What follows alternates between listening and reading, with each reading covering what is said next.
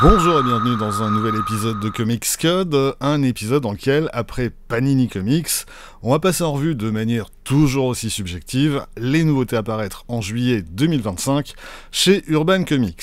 Comme d'habitude, si vous notez des erreurs, des oublis ou des changements de dernière minute, n'hésitez pas à les signaler dans les commentaires, c'est aussi fait pour ça. Comme pour Panini et comme pour à peu près tous les éditeurs, toutes les nouveautés de juillet sortiront pendant la première quinzaine, soit les vendredis 4 et 11 juillet. Et comme pour Panini, Urban ne semble pas vraiment avoir réduit pour l'occasion le nombre de ses parutions, toute proportion gardée bien évidemment, et on aura droit ce mois-ci à 13 nouveaux titres, dont une bonne proportion de choses intéressantes. Commençons par faire un tour du côté de l'Energon Universe, ou Energon Universe, vous le prononcez comme vous voulez, avec le lancement d'un nouveau titre consacré à G.I. Joe et signé Joshua Williamson et Tom Reilly. On avait eu droit à plusieurs mini-séries qui servaient à préparer le terrain pour le lancement de cette série régulière, des mini-séries dans l'ensemble de qualité, et ces premiers épisodes s'avèrent être tout aussi bons. Très axé sur l'action, évidemment, mais Josh Williamson parvient remarquablement bien à dramatiser les enjeux et à maintenir une pression constante sur ses héros, lesquels vont quand même salement morfler. Et ça n'empêche pas pour autant le scénariste de travailler un minimum la personnalité de ses personnages, suffisamment en tout cas pour qu'on se prenne au jeu et qu'on s'inquiète de leur sort. Bref, ce premier tome de G.I. Joe est une bonne surprise de plus à mettre au compteur de cette franchise, et on attend déjà la suite avec impatience. Et à propos de suite, sortie du tome 3 de Transformers, toujours signé Daniel Warren Johnson et Jorge Corona, même si ce dernier est remplacé sur les 2 premiers épisodes par Jason Howard. Je pourrais faire grosso modo les mêmes commentaires que pour G.I. Joe. Plus généralement, je n'attendais rien a priori de ces séries, je n'éprouve pas la moindre nostalgie pour ces personnages et ces univers, et pourtant je me retrouve aujourd'hui à prendre un réel plaisir à lire ces titres, tome après tome, bien plus qu'à la lecture de la plupart des titres super-héroïques actuels. Et en vrai, je suis le premier surpris. Et ça continue avec le tome 3 de Void Rivals de Robert Kirkman et Lorenzo De Felici, le titre par lequel tout a commencé, et celui qui m'avait le moins convaincu au démarrage. Mais arrivé à ce 3e tome, je trouve que Kirkman mène de mieux en mieux sa barque et qu'il est parvenu au fil des épisodes à rendre intéressante cette guerre fraternelle et millénaire. En outre, la série s'ancre de manière de plus en plus marquée dans le cadre plus large de l'Energon Universe, ce qui là aussi permet des développements scénaristiques intéressants. Mon seul bémol concerne la prestation de Lorenzo De Felici, certes correcte, mais quand on sait de quoi cet artiste est capable quand il prend son temps, on n'échappe pas à une certaine impression de bâclé à la vue de ses planches. Restons dans l'indé, mais passons du côté de Ghost Machine, le label de Geoff Jones, avec Rook Exodus, écrit par Jones et dessiné par Jason Fabok. Il s'agit d'un récit de science-fiction, situé sur une planète lointaine dont la terraformation a tourné court, et que ses habitants qui en avaient les moyens ont fui. Restent sur place 2 catégories d'individus, ceux qui tentent de bricoler un moyen de fortune pour partir à leur tour, et ceux qui s'accrochent coûte que coûte et qui vont tenter de maintenir ce monde en vie. On va suivre dans cette histoire quelques personnages clés dont la particularité est d'être liés psychiquement à une espèce animale particulière. L'intrigue est classique mais fonctionne dans l'ensemble assez bien, mais c'est avant tout le travail de Jason Fabok au dessin qui impressionne, et de ce point de vue, on ne peut qu'approuver le choix d'Urban de proposer ce titre en très grand format. Quant au choix d'en proposer également une version en noir et blanc, là, en revanche, j'ai du mal à en voir l'intérêt, d'autant plus qu'aux couleurs, Brad Anderson réalise un excellent travail. Un nez encore avec le 4e tome de Fluff Fairyland, toujours signé Scotty Young et Brad Bean. Bon, si l'humour trash et gore de cette série ne vous a pas convaincu jusque-là, c'est pas avec ce tome 4 que vous allez vous y mettre. Pour les autres, on a droit cette fois à un arc en 5 parties, dans lequel Gertrude va devoir affronter sa pire ennemie. Et vous me ferez le plaisir de nettoyer tout ce sang et cette tripaille une fois votre lecture terminée, on n'est pas chez les gorés.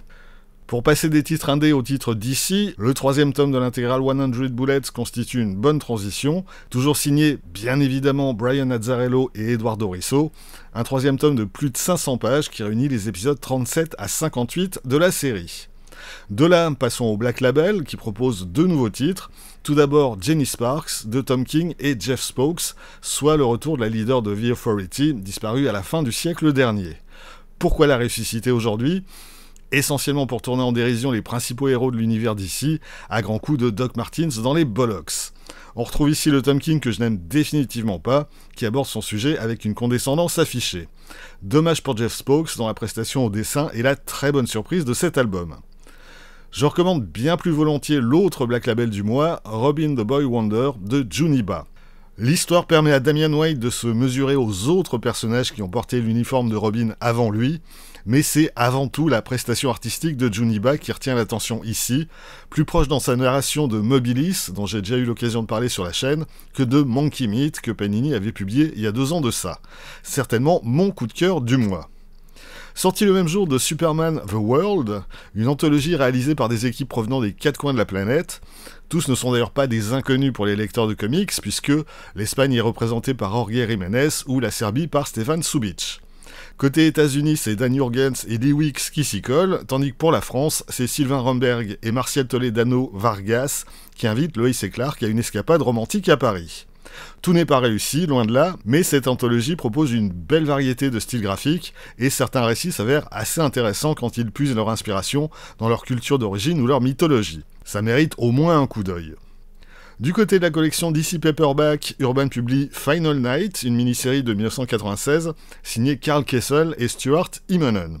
C'est pas tout à fait un inédit, puisque Semik l'avait publié il y a 20 ans de ça sous le titre JLA Extinction, mais cette nouvelle édition est une version revue et complétée, avec le one-shot Parallax Emerald Knight par Ron Mars et Mike McCone, et en guise de conclusion, le numéro 81 de Green Lantern par Ron Mars et Daryl Banks.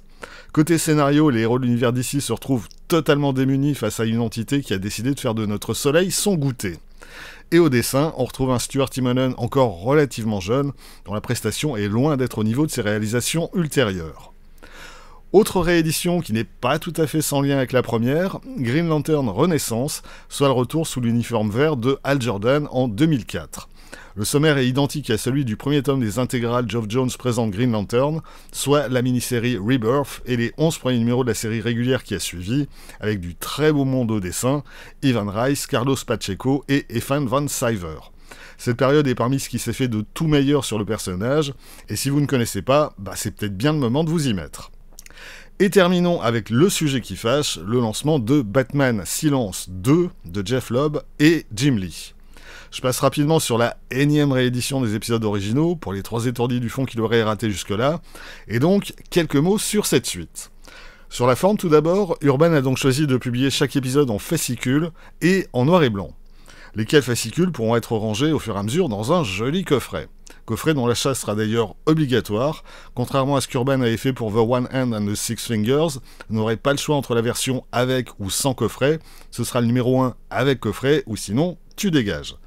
Il vous en coûtera donc 11,90€ pour un fascicule de 32 pages et sa jolie boîte, et pour les numéros suivants, comptez 5,90€ pour 24 pages. Si c'est le prix pour relancer en France le format singles, ce sera sans moi. Pour ne rien arranger, aux États-Unis, après 3 numéros parus, DC a d'ores et déjà annoncé que les numéros suivants sortiraient avec au minimum 2 mois de retard, ce qui va très vite faire des trous dans la programmation d'Urban. Et puis enfin, parlons 2 secondes des épisodes en question. C'est pas bon. Du tout. En gros, la Bat Family s'entre-déchire autour du Joker et de la question de savoir s'il doit vivre ou s'il faut s'en débarrasser une bonne fois pour toutes. Et différents personnages apparaissent et disparaissent dans une sorte de grand roulement aléatoire qui n'a à peu près aucun sens. Sans compter que Jeff Lobb semble convaincu qu'il ne s'est strictement rien passé dans l'univers de Batman depuis sa précédente prestation sur le titre. Bref, ça démarre très mal, mais en même temps, c'était quand la dernière fois que Jeff Lobb a écrit une bonne histoire ? Restent les dessins de Jim Lee, qui fait du Jim Lee, et qu'il fait plutôt bien, même si je le préfère de loin lorsqu'il s'essaie à de nouvelles choses, ce dont il est toujours capable, mais ce dont il se garde bien dans ses pages. Bref, le silence, c'est tout ce que mérite ce machin, ni fait ni à faire, donc n'en parlons plus. Voilà, c'est tout pour aujourd'hui, rendez-vous très vite pour la suite. D'ici là, vous pouvez vous abonner à cette chaîne, laisser un commentaire, partager cette vidéo sur les réseaux sociaux. Vous pouvez aussi, de temps en temps, retrouver les lectures de Quack Kent et de Bad Quack sur Instagram et avoir ainsi un aperçu du thème des prochaines vidéos. Et vous pouvez surtout, lire des comics. Soyez sages et à bientôt.